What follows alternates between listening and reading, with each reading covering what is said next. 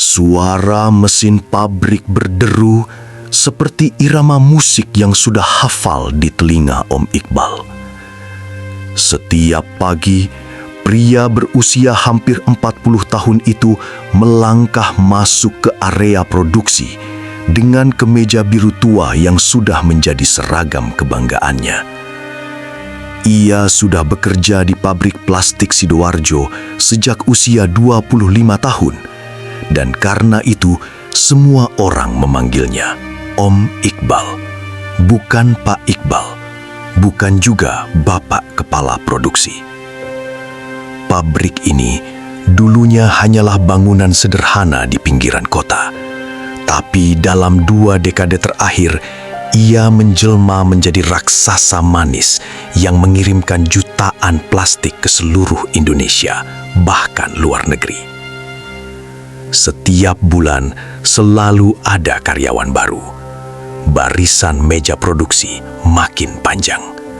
Suara mesin pengaduk, pencetak, dan pembungkus saling bertimpa, mengisi udara bersama. Om Iqbal dikenal sebagai sosok yang sabar tapi tegas. Tangannya sering kotor terkena cairan plastik, tapi tak pernah segan membantu operator yang kesulitan mengatur setting mesin. Kalau kita kerja di sini, kerja itu ibadah. Plastik ini akan bikin orang senyum, ujarnya pada karyawan baru di minggu pertama mereka. Suasana pabrik selalu ramai.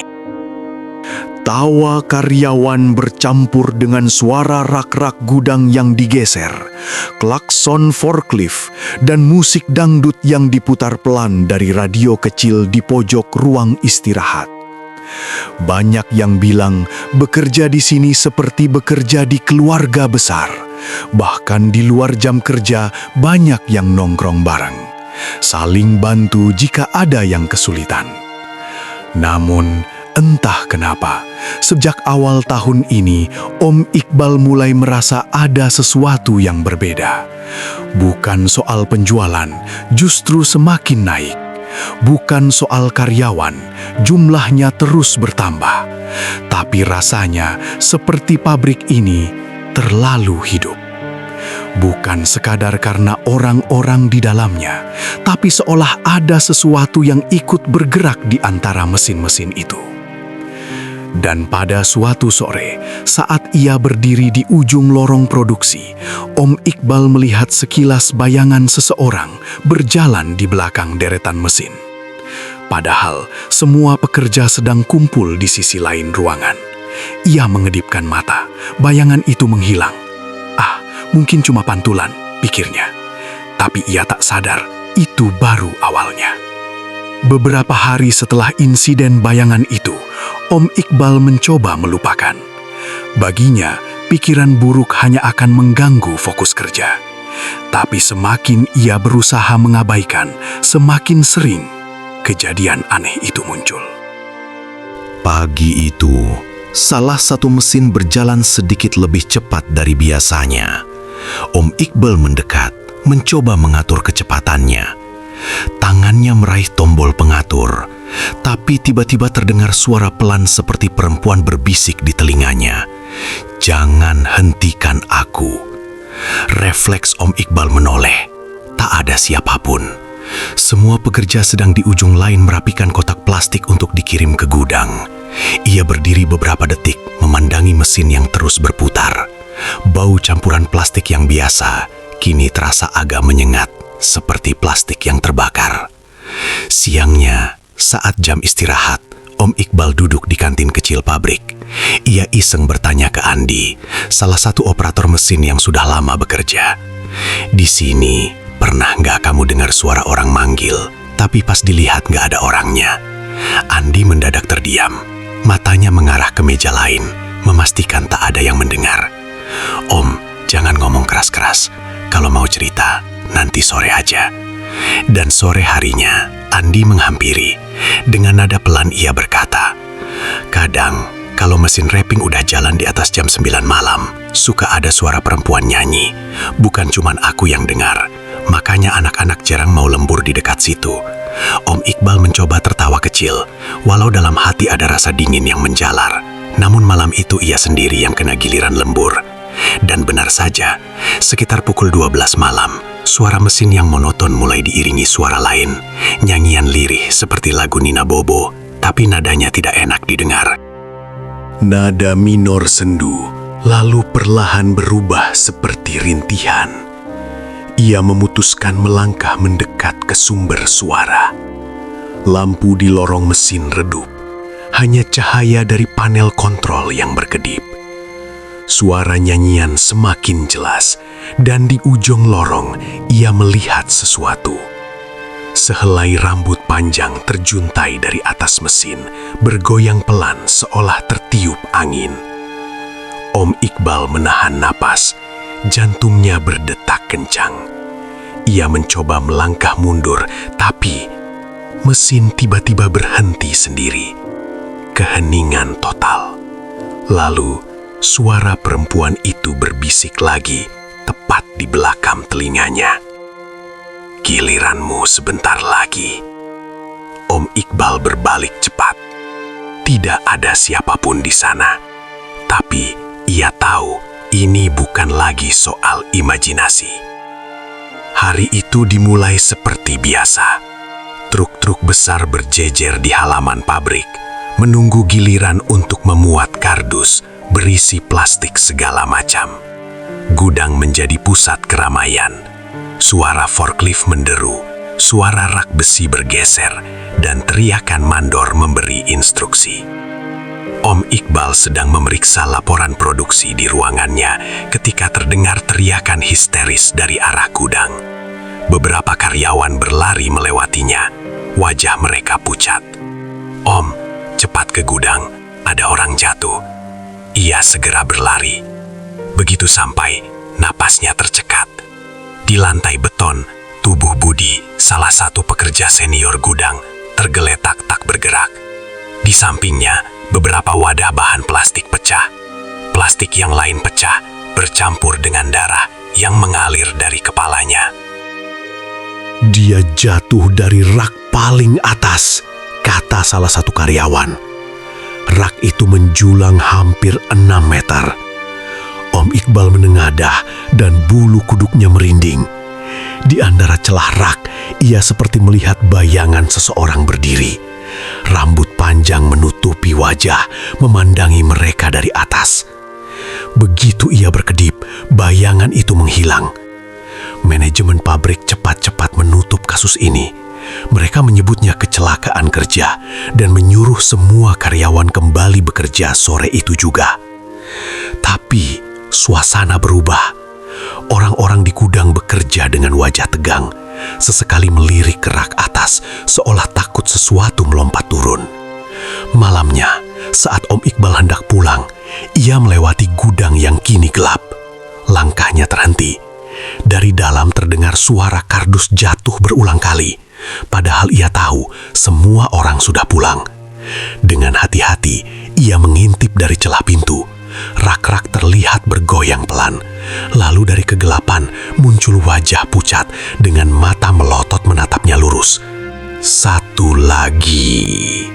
Suara itu menggema di kepalanya, dingin seperti angin malam.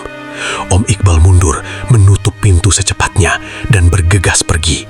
Tapi ia tahu kejadian ini bukan akhir, melainkan awal dari sesuatu yang lebih buruk. Seminggu setelah kematian Budi, suasana pabrik terasa berbeda. Tawa-tawa karyawan sudah jarang terdengar. Banyak yang menghindari bekerja lembur, apalagi di bagian gudang. Tapi malam itu, giliran lembur jatuh pada Om Iqbal dan 3 karyawan bagian produksi. Target pesanan plastik sedang tinggi. Truk pengiriman harus berangkat subuh dan mesin harus terus menyala.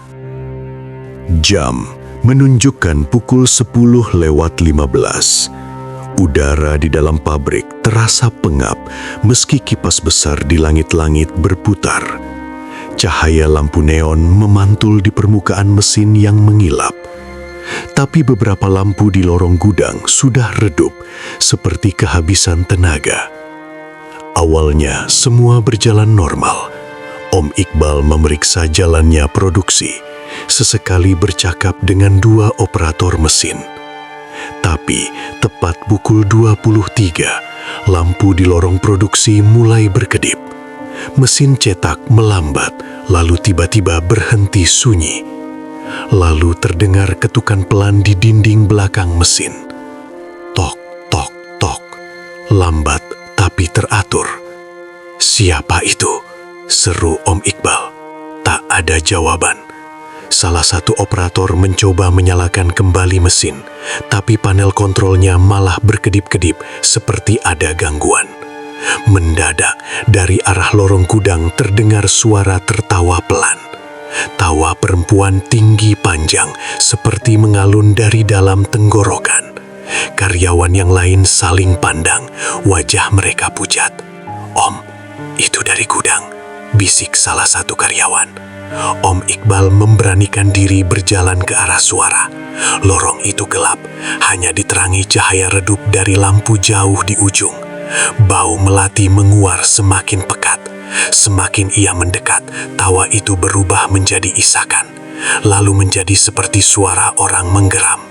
Di ujung lorong, tepat di depan pintu gudang, ia melihatnya.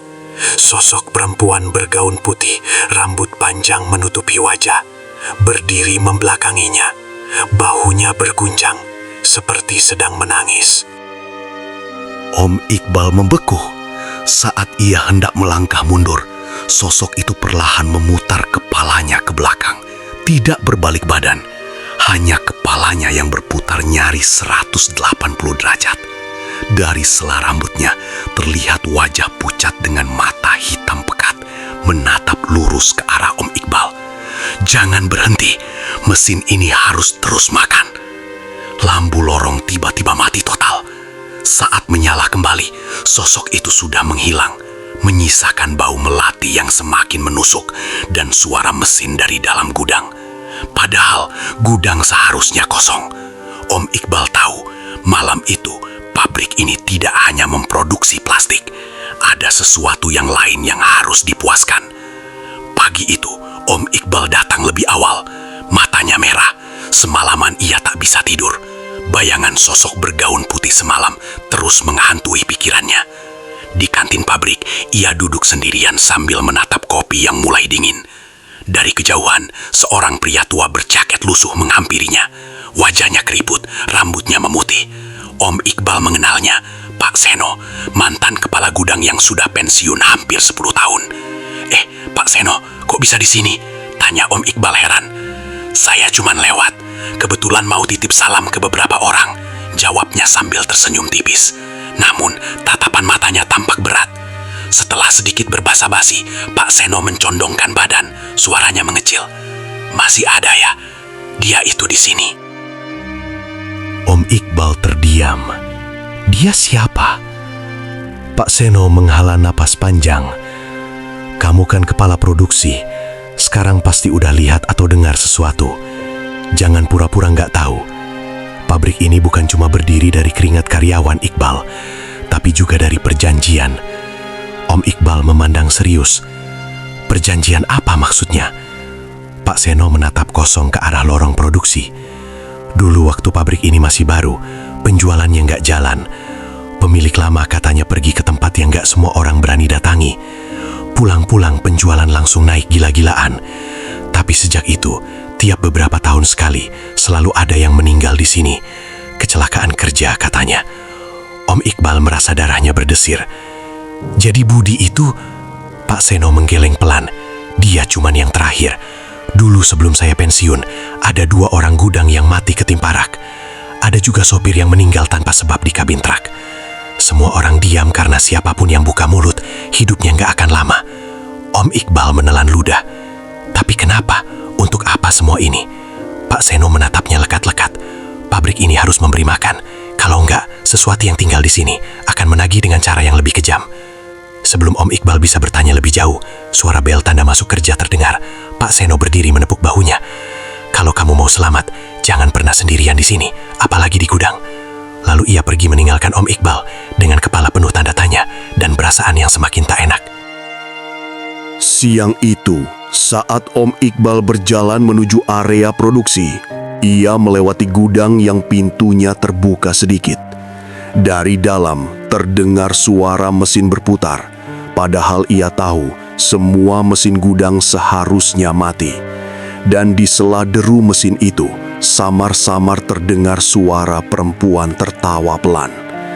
Sejak obrolannya dengan Pak Seno, Om Iqbal tak lagi memandang pabrik ini sama seperti dulu.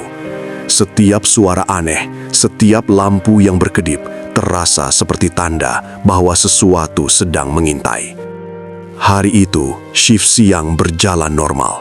Mesin pencetak plastik berputar, pekerja bagian wrapping sibuk menata hasil produksi. Di antara mereka ada Rian, operator muda yang baru 3 bulan bekerja, pintar tapi suka bercanda.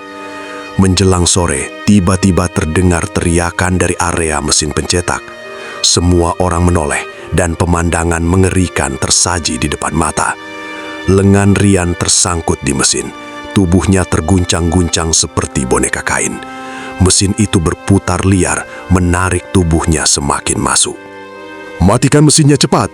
teriak Om Iqbal, tapi tombol darurat seperti macet tak berfungsi.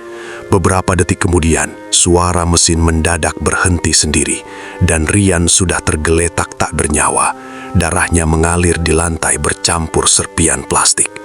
Wajahnya pucat, matanya terbuka lebar, seolah masih menyaksikan sesuatu sebelum napasnya terhenti, yang membuat semua orang semakin takut. Tidak ada tanda-tanda kerusakan pada mesin.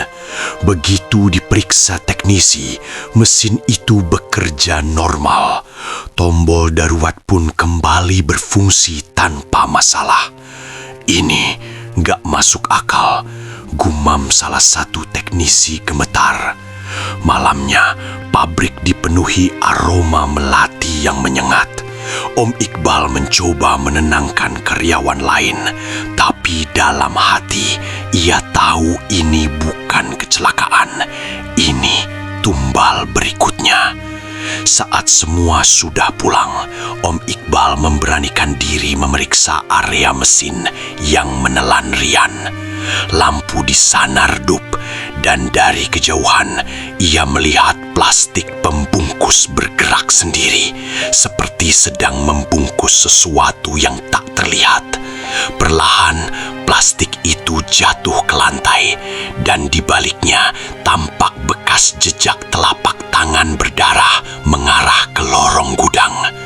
Om Iqbal mengikuti jejak itu. Langkahnya berat, tapi jejak itu tiba-tiba berhenti di tengah lorong. Lenyap begitu saja, sunyi. Lalu terdengar suara lirih tepat di belakangnya. 2 sudah, kenyang. 8 lagi. Om Iqbal berbalik cepat, tapi hanya menemukan lorong kosong.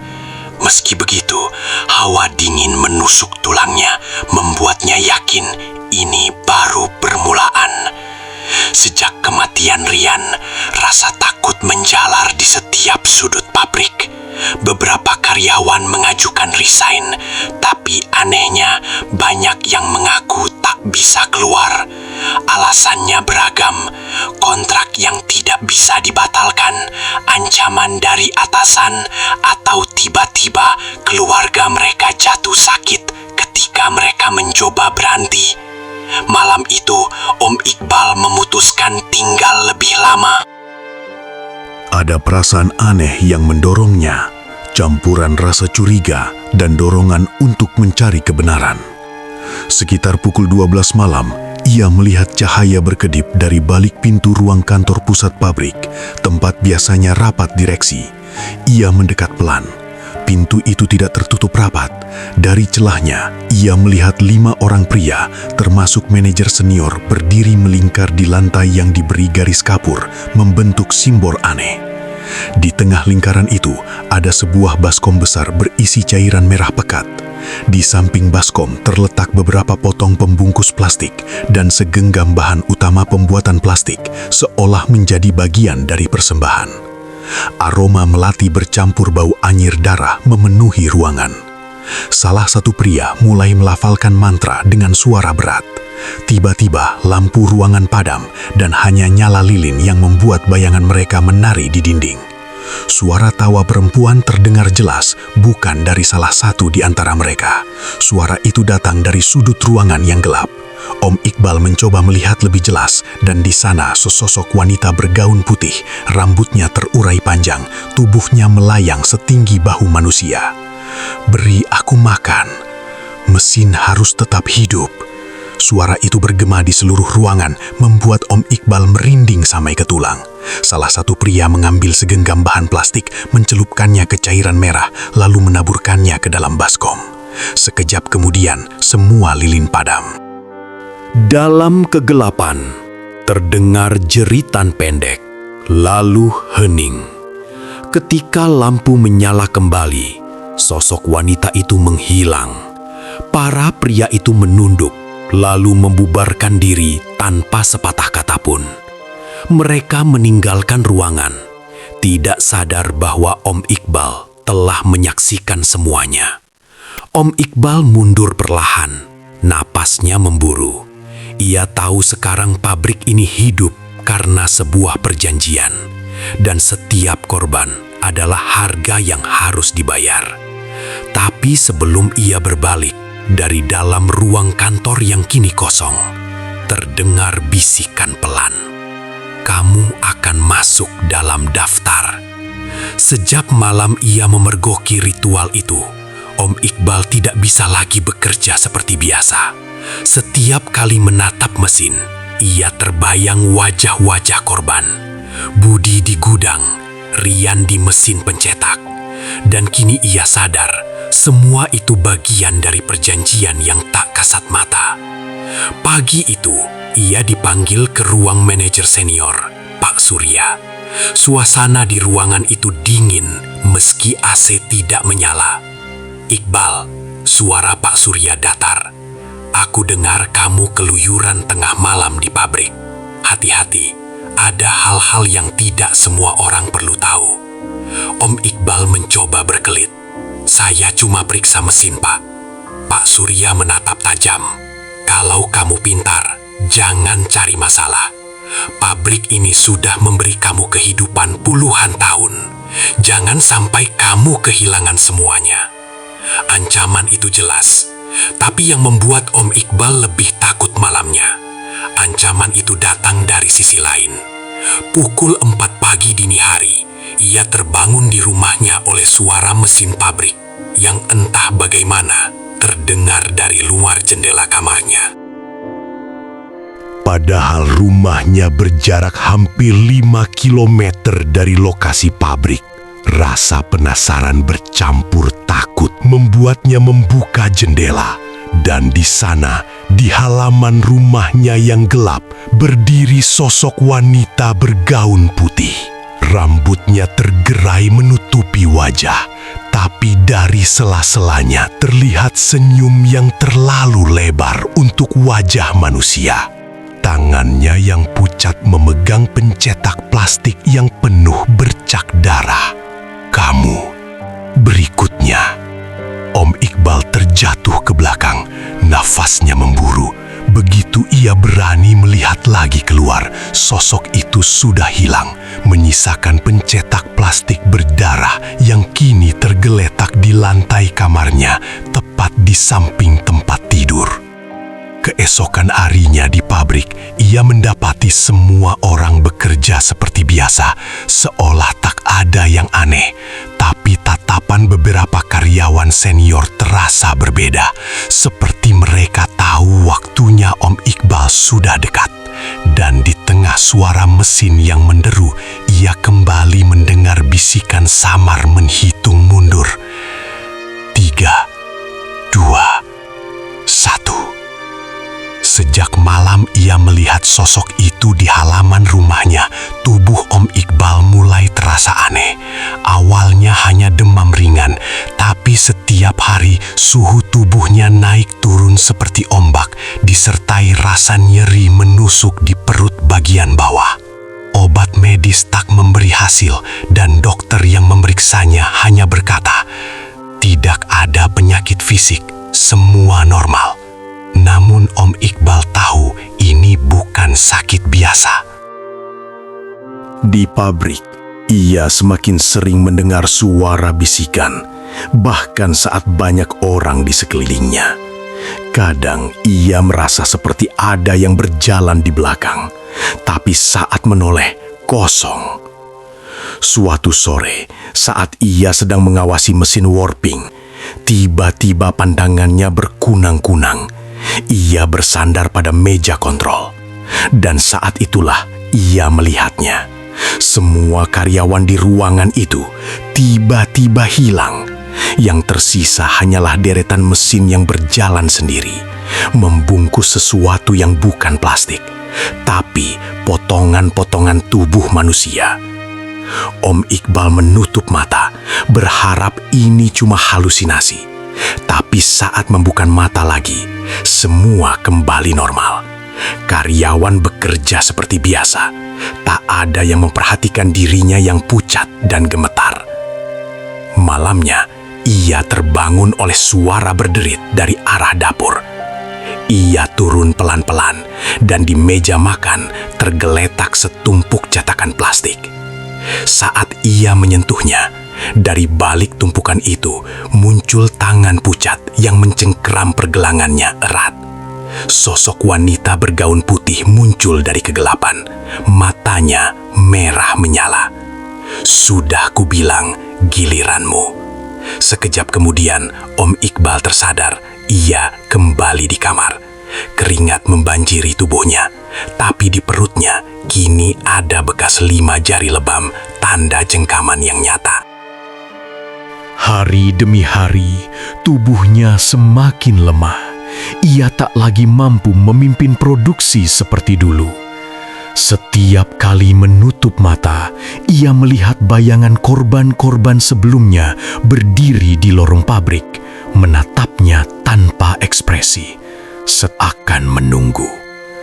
Dan suatu malam, ketika rasa sakit di perutnya mencapai puncak, ia mendengar suara itu lagi. Kali ini di telinga kanannya, jelas, dingin, dan mutlak. "Sekarang waktumu habis." Demam dan nyeri di perut Om Iqbal semakin parah. Tubuhnya kurus, kulitnya pucat, dan matanya cekung seperti seseorang yang tak tidur berminggu-minggu. Dokter menyerah, mengatakan semua hasil pemeriksaan normal.